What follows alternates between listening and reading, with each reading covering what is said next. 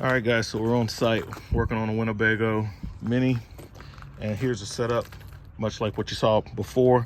We got all the tools laid out, all the materials. Some of this is for the reseal of the roof, because we'll be doing a reseal on the roof on this one as well. But for right now, we're setting up for the wheel bearing job. So we got 2 axles, we're doing all 4 wheels. Got my floor jack out, snap-on knee pad, 6-ton Daytona. You need a big boy jack when you're working on jack stand when you're working on campers, okay? So you're gonna need the big boy. We got the impact gun, flip sockets, everything we need. So I'm gonna go ahead and get the wheels off, and we'll see what we got, guys. All right, guys, so 2.5 ton, way more than enough power to get this off the ground.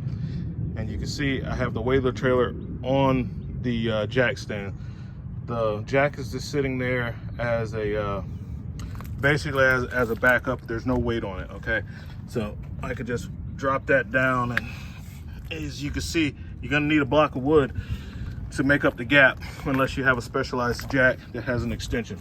Okay, so all the weight of this side of the camper is on this jack stand right here. So next thing you want to do is pop off your grease caps. We're gonna take these off. Take a little soft hammer and a little rubber mallet and just kind of go around it. A couple love taps. That pops right off. Don't hit it with a hard hammer or something, or you're gonna dent this thing up. So we got that, and I'm gonna need my because we're gonna end up with a lot of different little pieces and whatnot. So parts tray. Okay, so the next thing we're gonna do is get the car, clean this up a bit with a rag. That's nice here. And I've also switched from my mechanic's gloves to these because it's gonna be a messy job. All right.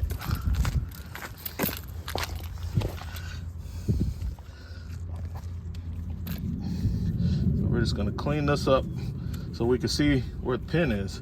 I'm gonna get the cotter pin off. And as you can see, the nut's not really tight. You know, you tighten it down to the torque spec, which isn't much.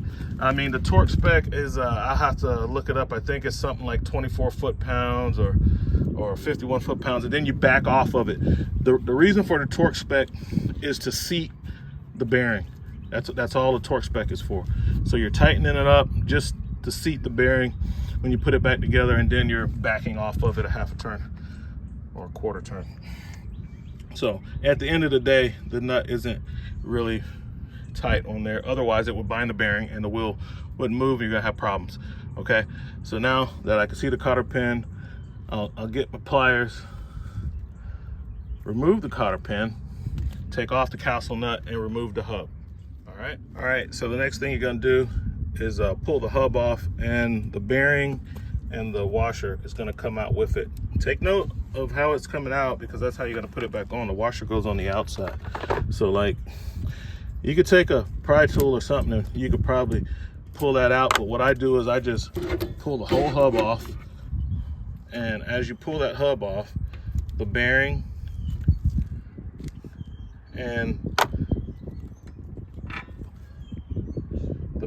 and that washer comes out with it. All right, so then we're gonna pull this hub on off. Depending on how tight the brakes are, will determine how easy it is to get this off. And then we're gonna move this over to the workbench. All right. So I'll get the bench cleaned up a little bit so I can have room to work with this, because our next job is to get the rear seal and bearing out.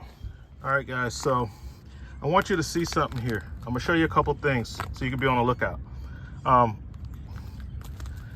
almost hate that they give people this Zerk fitting here, because people think that you can just keep adding grease, and you don't have to remove, clean, repack, or replace the bearings. You got to repack these bearings, and that grease isn't going anywhere. So this is what happens. You see all that grease right there? It busts through the back of the seal, because, you know, year after year, you're just adding more and more grease, and you see what's going on here? it just breaks out of the back. And I mean, it has to go somewhere. You can't think that you're going to keep pumping grease in there and it's not going anywhere. But people don't know that. The dealers don't do a good enough job explaining this to folks, so they do it. But yeah, I have to get this cleaned up, and that's just a note for my RV owners. Don't keep repacking. don't use that Zerk fitting too much, because that grease has to go somewhere, and this is what's happening inside your wheel. And once this blows all the way out, when you're doing that and that grease gets on your brakes, you don't have any brakes. You have a mess. It's gonna cost you a lot of money to get fixed. All right, so the sill puller works great.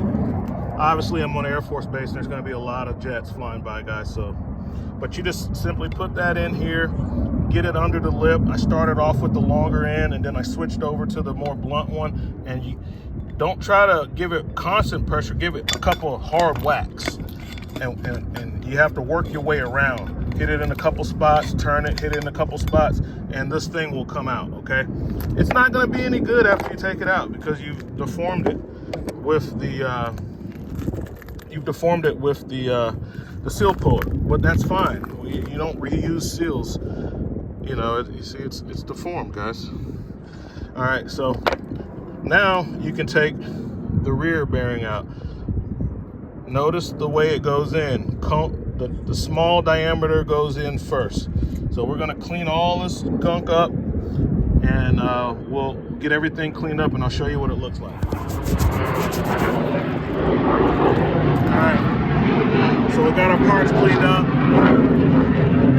It's a little purple power, a lot of rags. You know what I mean? There's gonna be a lot of grease in here, and how you get it out is you take one of these rags and you stuff it in here, and then you push it through. I use this pry bar, push it all the way through, and what comes out the other side is a big blob of old spent grease. All right, come over here, clean your spindle up, clean up all that grease that was on the brakes and the wires. You can actually tell they're green now. And then you're gonna lather this with your grease, okay? So now I'm gonna coat all this with fresh grease. And what this Zerk fitting is kind of really for is, after I do the job and I put it all on, then I'm gonna pump some grease to fill up the rest of the void, and after I'm done with the job. And that's kind of what that's for. All right, so we're gonna lather the inside of this. We're gonna repack the bearings using the I'll bearing packer, and then we're gonna put it all back together, okay? And I'll show you what it looks like after that. But put a generous, thick coat of grease all on the inside of here and on that spindle, okay? All right, guys, so if you never used a bearing packer before, this is what you got going on. I think I showed you in the last clip, but just in case I didn't, you want to smear that grease in here and on the spindle. Clean it up, grease it up, and then start packing your bearings. So what happens when you pack the bearings is you sit them down with the small end facing down in the I'll bearing packer, and then you push down on this handle. It forces new grease in, which is forcing the old grease out. You can see how you got the old black and green stuff coming out, and it's starting to mix with red. So then you want to clean this off and press it some more till you have all red, okay? And then after you get done, you have a nice, pretty repacked bearing. You could do them by hand, but I use this. I think it does a better job. All right, so as you can see on the second press, we have almost all fresh grease coming out. So I'll wipe this down, because the outside, and pull it out for you, you can start to see it coming. So you got all that fresh grease going in there and fresh grease coming out. So I'll wipe down the sides and then smear fresh grease, that remainder, all around the sides. And I'll have a nice, clean, fresh grease packed bearing. All right, now it's time for the seal. I already packed the other bearing. That's the one for the outside. And we have sat the rear bearing in. And you wanna, like I said, you gotta always use some new seals. You take your seal and put it in position. It's slightly tapered to help you center it. Then you take a seal driver that's bigger than the diameter, center it up, get your hammer, and just tap it in flush. Because you're using the driver that's bigger than the diameter of the hub, it's gonna seat flush. So you just tap this on there, and it should go down nice and flush. Can't do it one hand, I gotta hold it. So as you can see, nice and flush. We know by using the right tool, it's not gonna go beyond that, because this is so much wider than that. And it's always the one I use. You can see it has so many marks on it, because I always get the biggest one, and that's the one I use for that, out of that kit, for putting the seal on. At this point, put the hub back onto the brakes. You're gonna do a brake inspection.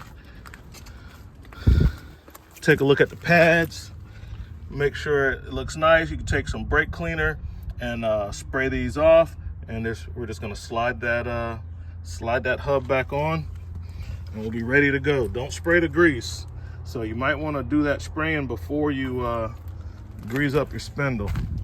You don't want to mess up your grease. That's it. That's almost it, guys.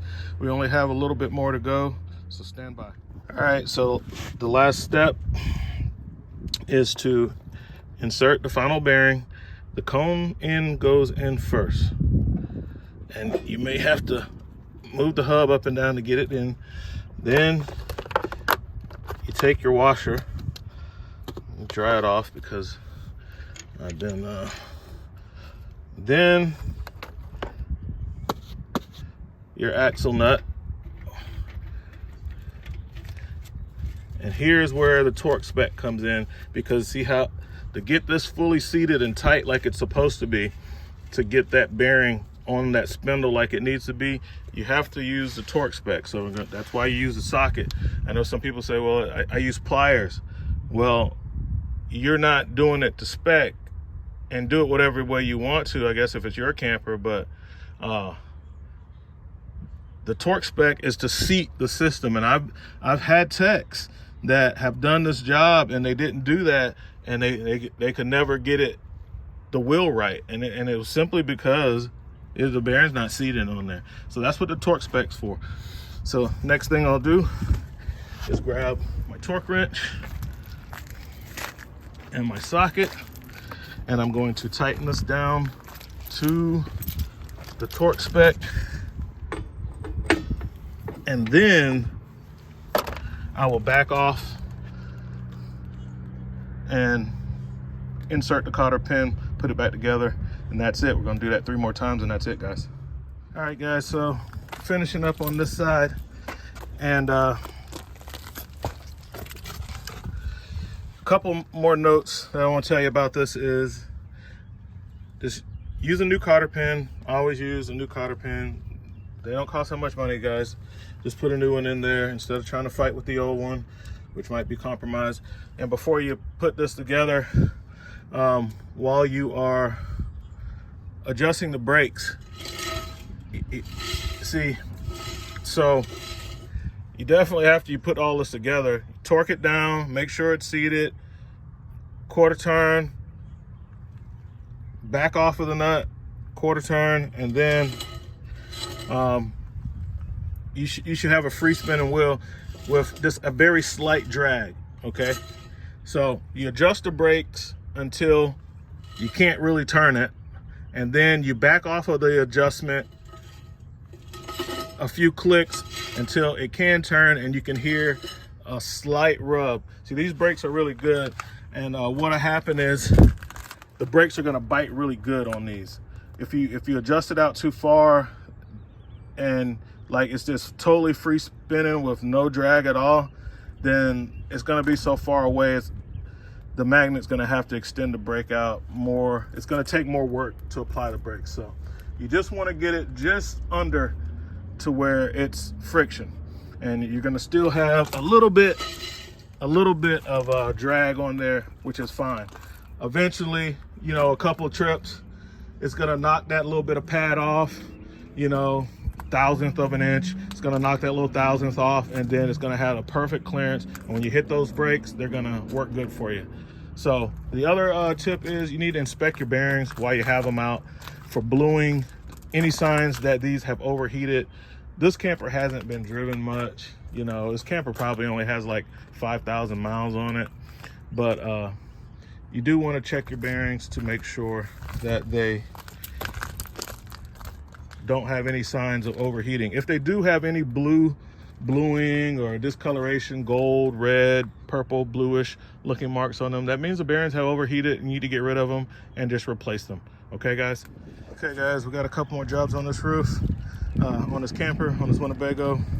Got to reseal the whole roof. This is not a peel and seal. It's pretty flat. So we're just gonna do a full reseal. Got to replace the awning, fabric, and that's it. So, oh yeah, the little giant ladder. So you can see how easy it is with this little giant ladder to get on and off. Because of the pass-through, I can leave the top rung at or right below ceiling height, and then when it's time for me to go down, I can just grab onto these handles and just very comfortably start walking down because I have these handles. All right, so when I'm bringing like a big case of Dicor up on one shoulder, like going up the ladder with shingles, and I get to the very top, I'm still safe because I got one hand on this bar that goes all the way up.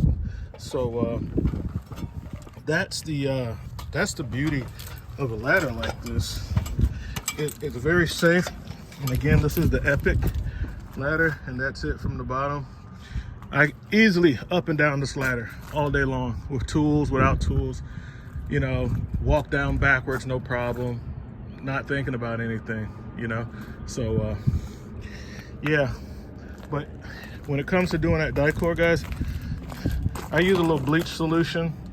You got to clean that first. Typically, well, we're out here, it's just a storage lot, so there's no hookups or anything. But typically I would wash the roof the day before or have the customer do it. So, and then after the roof has been washed, dried, conditioned, all of that, then I'd reseal the roof. But this is a situation where this is on a storage lot. There's no water, there's no power, anything like that.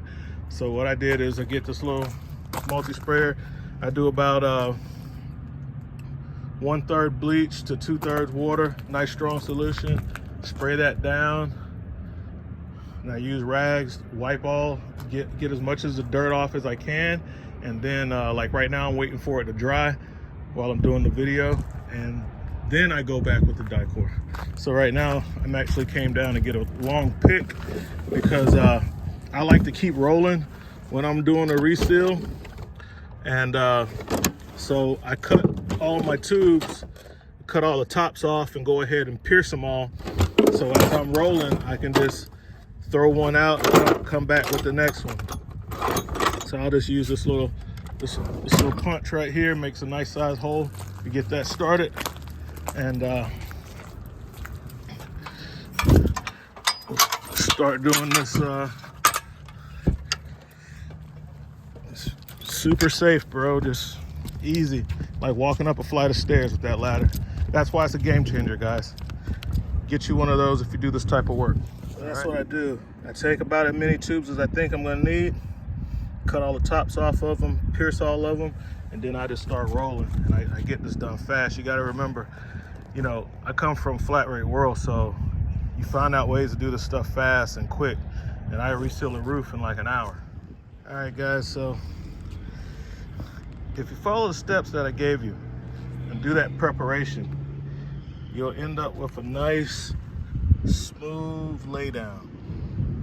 Like you never stop. And that's from having the tubes ready to go and lapping sealant over sealant so that it spreads out right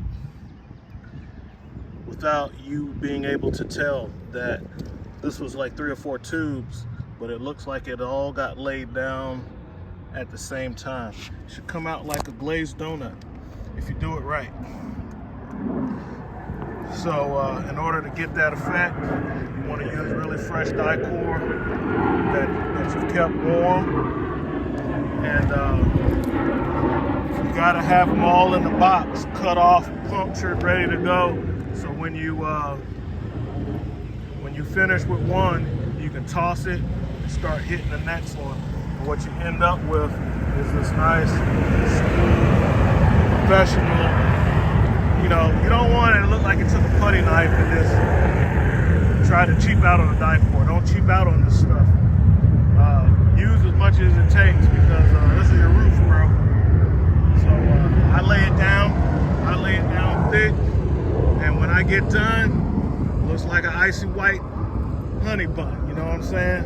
It's all the way right. You know, don't cut no corners. This is the roof. It costs you about 10 grand to get this roof redone. And it costs you a few $100 for the die-core. So spend a few $100.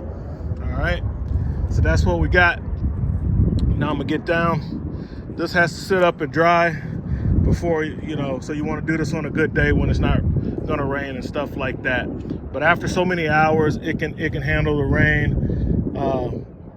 But you don't want to really pull it and stuff like that until after you let it sit for like a day or so. So next job on this one is gonna be the awning. So let me go ahead and put all my tools up and get ready for the next job.